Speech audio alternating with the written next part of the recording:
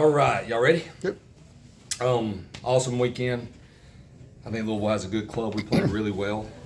To get sweeps like that is really hard to do, which has amazed me the most about this team.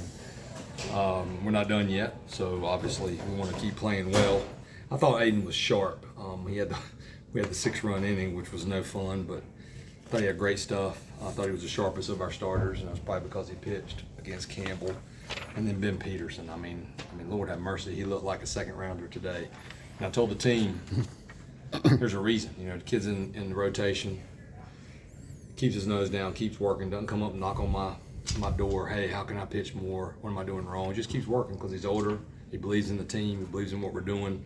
He's being rewarded for it. I thought we had great at bats for the most part throughout the entire order. Parks was over and he stung that ball about won the game potentially, and Vance got us going, shocker. And Luke Stevenson, 8 RBIs. I hadn't looked at the box score. When's the last time somebody had 8 RBIs? No, last year. Horvath? Yeah. If it would be somebody, it would be Horvath. But a great win. Really excited. I think we won the division from what everybody tells me, but, I'm never going to be Nick Saban. I'm humble enough to know that. But I sure can try to do everything that he's done. So I've talked to our guys about the importance of being process-oriented, and outcomes can be distractions. Don't get caught up in it, and we're going to get here tomorrow and get back after it. So, but a good weekend. How do you explain the overwhelming success at home this season? Honestly, I still think it goes back. I know we played well going into Wake, but I don't know if we lose that series, who knows what our confidence level is like, because winning does help. It's contagious. I feel like that really, we played well at home, obviously, but to win it there, to sweep there, and, our guys are human beings. We won a lot of games at North Carolina, and, I think they felt like, hey, we're better than people think we are. And since that day, and hopefully it will continue the whole season, they play with that chip, like, we want to show everybody that. So that's how I explain it. Like, they just work their every living tail off. I think they can win on the road too, and we might have to. So, if we get home hots on the road, so hopefully we'll be good if we make it out there. But how much is the possibility of regionals and supers at home make it look like an appealing path, considering how well you've done at home? Yeah, well, your goal is, I was a part of that 17 team too that were so good. We basically just kicked everybody's tail, and I learned a lot from that. We haven't been in the regionals a while. Thank for this team, we've been in the regionals. But you want to prepare the guys daily and not get caught up in too much. Yeah, you want to play at home because that makes you better. It should make you better. You want to host a regional, you want to host a super regional, but you can't host a super regional unless you win a regional, and the regional is the hardest thing to win in college baseball because of the format. So, but obviously, we'd all much rather play at the Bosch and sleep in our own beds and be on the road. When you look at the weekend, and I know you as a coach, you try to figure out what we can get better at. When you do what you just did there, what does that look like? That's where, from the first meeting, we have two things that we talk about. It's Bo Schemblecker's quote about the team. That's on every email since I've been the head coach. And then more this year than I ever have, just reminding them what exactly being process-oriented is and what it means. And it literally is, every day's a new day. It's a blessing. You can't walk out of here if you do lose 2 games like we did at NC State and shoulder slump and be down in the dumps, and you can't walk out of here today like you've done anything. We watch a video from Nick Saban all the time called Nothing, and he gets up there and says, every day, nobody's entitled to anything. So that's how I just told him, like, hey, great job, but we still have to get better. We have to get stronger. How do you do that? You get your sleep, you do all those little things. But you look at that game, obviously there's 1 or 2 things I'm always going to find that I feel like we need to do better. That's my job as a coach, and we'll work on that. Harbor's got to make those plays. Can't let the ball play him. He can learn from Johnny making a heck of a play there at the end. So just continue to get better on those. The small things is what you're working on. If you happen to hit home runs, great. But the base running, taking a dirt ball read, turning a double play, backing up the right base, those type of things. What does it say to Aiden's resilience that he gives up 2 homers in the 5th, but is able to make it through the whole inning? Yeah, he's competitive. You can see it out there in him, and he's got great stuff. Sometimes when you're scoring that many runs, it's more of a challenge. You may sit longer. The 8-run inning, he sat forever. I thought he kept his foot on the gas. If we make a couple plays here or there, I think it's 3 runs maybe. You know, they might have still hit the home run, but even then, that ball was off the end and it carried out in the wind. But it's been impressive. I mean, there aren't, you know, I don't believe, my dad raised me like, you're going to care about the team first and you're not ever going to make excuses. Like, that was just, and you're going to be positive. But, you know, we lost 2 Friday night starters, and that's not easy.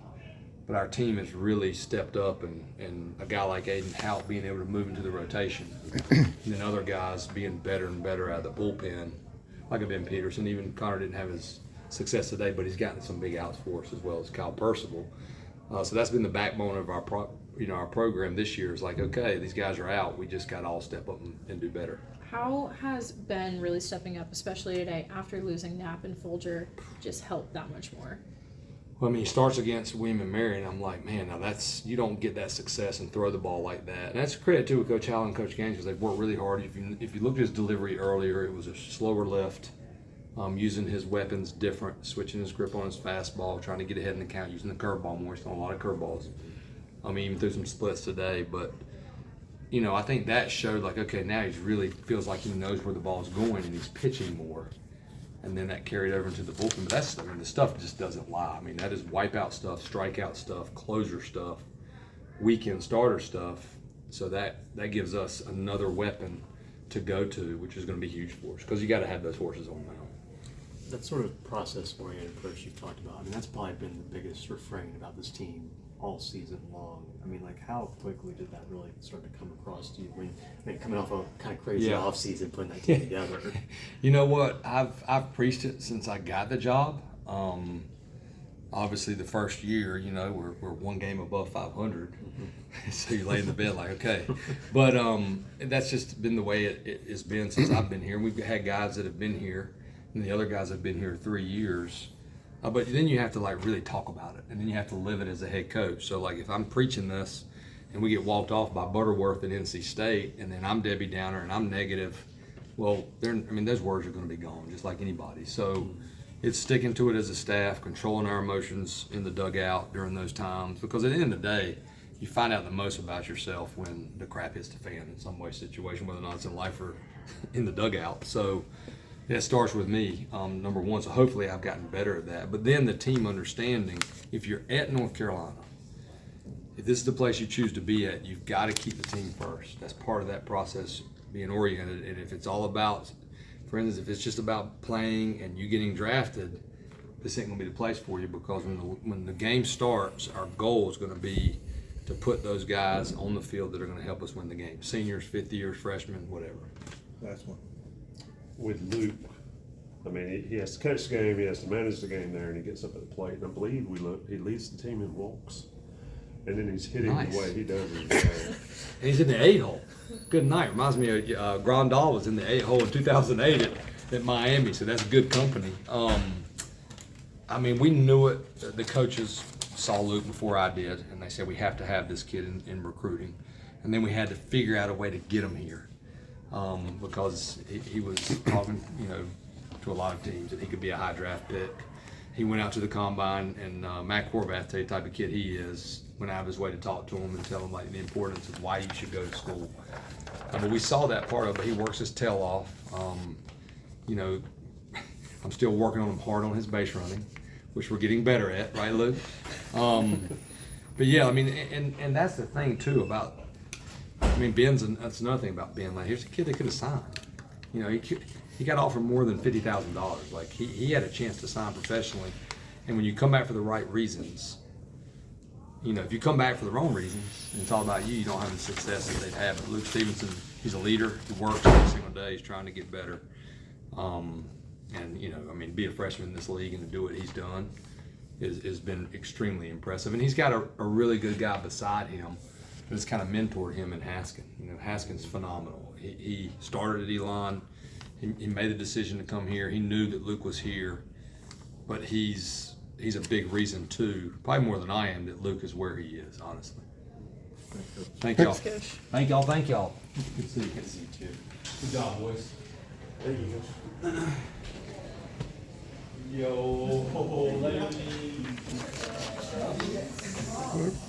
Did you ever drive in 8 in high school? I don't know. I can't say I have, no. So Just, I asked Coach, you heard me ask Coach, just managing the game from the catcher's position and getting up there and the focus at the plate. Lead the team in walks, 2 big home runs today. Just walk us through your freshman year here, how you've gotten better to today. Yeah, and like Coach Forbes said, I mean, having Haskins here has been a blessing. I mean, he's unreal. Talking about like the mental side of catching and like the drill work we do, and yeah, like the work that we do, but also just like him and I talk about baseball all the time and talk about catching, and he's helped me adapt and has been such a big part of my development here. And he's awesome. He's awesome, and just helping control the staff, and it's been great. What do you think is the best piece of advice that Haskin has given you? It's a lot, like, but mainly just like lock in every pitch, really thinking about like every pitch and like how everything can fold and being on your toes, and just having him really focus on the pitch and not like the next pitch, like just be present for that singular pitch, whatever it is, fastball, curveball, changeup, and just being the best you can be for that one pitch and then moving on to the next. Do you think that advice also transitions well to at the plate? Oh yeah, because it goes hand in hand. You can't worry about the last pitch, or I mean, if you get a bad call or you foul something or take something that you should have hit, you can't. And I talk about that with Coach Greers all the time. Like, you just got to kind of move on and take it pitch by pitch. As the catcher, does it help you at the plate hitting, knowing what that umpire is going to call the ball? Yeah, like you kind of know his zone, and that's why like hitters will come to me and during like the first inning, like where is he at, like how much is he giving off, and it helps me understand the zone and like what he's gonna give and like balls that I should swing at or take and how far he's gonna go. So it helps, yeah. What about Ben's game? I mean, he was up around the upper 90s today. Yeah, he's phenomenal, and he's worked his tail off.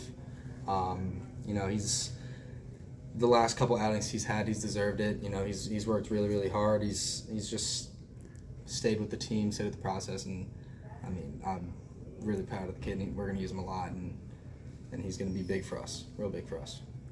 One glove at the plate today. Is that you want? I think one batting glove. Yeah. So I switched it up a little bit. So. How much do you have to adapt when a new pitcher comes in? It's just understanding their strengths and like understand like what they like to go to and how their stuff moves and where their misses will be, and just like as we go to pull someone or someone new comes in like in the inning, like just kind of understand like remembering like catching them in the past and what they do, and just adapt to it, and moving on from pitcher to pitcher to pitcher, just kind of like slowing myself down and being the best I can be for each pitcher. Will they tell you a little bit beforehand who's probably going to come in, or do you just see him come in from the No, I just see him come in like sometimes like after like an inning they'll be like, Coach Gaines will come up to me and be like, this is who you got, and then but I mean I can't necessarily see who's in the pen, so but I know whoever comes in they're gonna do what they do. So Thanks. awesome, thanks guys. Congrats.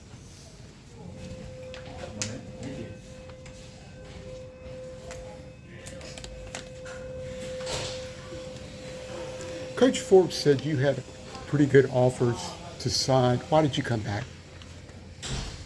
I thought that the team that we were bringing in this year, as well as the guys that were returning from last year, I thought we were going to make like a really solid team. But I didn't think that like my time at UNC was done after last year. Like I wasn't happy with how we finished up, and I thought there was more that we could do here, and I wanted to do something special with this group. How good are you feeling? Like, you look really confident at the mound, and the fastball really singing. Yeah, it's feeling good. Kind of playing off of so Shea has had a velo jump this year, and we've played catch a few times in the last, probably starting 3 weeks ago, and he's been working on what he's doing with his front side. I've kind of started mirroring that, and as soon as I did that, the command has gone up, the velo has gone up.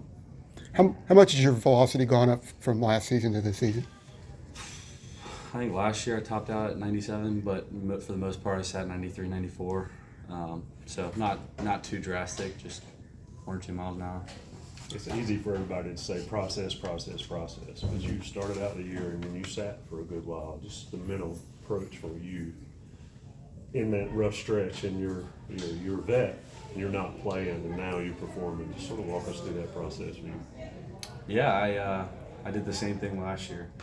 Last year I didn't start in the rotation, but I did have a break where, the game is going to tell you whether or not you're good enough. And so it's just finding what kind of edge you can figure out to get back into the rotation, get back into the pitch mix. And so it's just, like Coach Forbes says, staying with the process, continue to try to get better every day, because if you're doing really well at the beginning of the season and you stay the same, you're probably not going to do well at the end of the season. You have to get better every day, no matter if you started off very well or start off poorly like I did. Luke was talking a little bit about kind of locking in for every pitch at the plate. Do you do something similar on the mound? Any mantras or anything, just to kind of go out and attack hitters? Before every inning, I try to focus. I try to pick out the smallest pebble I can on the mound. And that just kind of locks me back in for that inning. And so the target seems pretty big after I pick out that piece of sand. So strikeout looking or strikeout swinging? Definitely swinging. Yeah, definitely swinging. Especially the fastball. Talking about the fastball, I mean, you mentioned the mechanical changes, but also the fastball. Just kind of, I mean, obviously it would be great if we had a ball here, but kind of how would you kind of tweak that grip a little bit since the start of the year? The grip has stayed about the same. It's really just, I started the season throwing 2-seam fastballs, and now I'm throwing 4-seam fastballs. So just changed my pitch profile, but other than that, not much has changed with the grip. Wasn't it the reverse? It's the reverse last year. That beautiful, yeah. And the split as well. I felt like the split was something in the off season that you were kind of trying to work on a little bit more, kind of maybe gone away from it a little bit more. Just how have you kind of, where are you at with that pitch? And like, is it something you want to incorporate going forward, or? I got a strikeout on today, Yeah. so it's just a pitch to give a lefty a different look. If Coach Gaines thinks that they're on the fastball, or they've seen too many curveballs, it's just a nice pitch, and we've been working on it, and it's really come back to life. Yeah. What about your curveball? Coach says that you're using that a little bit more. How has that pitch evolved? I didn't even throw it in the fall. Just kind of was splitter cutter in the fall. But I've always liked the curveball, and I had a bad outing in the preseason, and I was like, man, I gotta throw something else. And so I started throwing it in the preseason, and that's been really the pitch I've worked on the most this year. What's the mindset different for you from starting to coming in? I think I probably had a reliever's mindset as a starter, so probably not much has changed. Obviously, when you're coming out with runners on or in scoring position, it's different because sometimes you have to strike the guy out.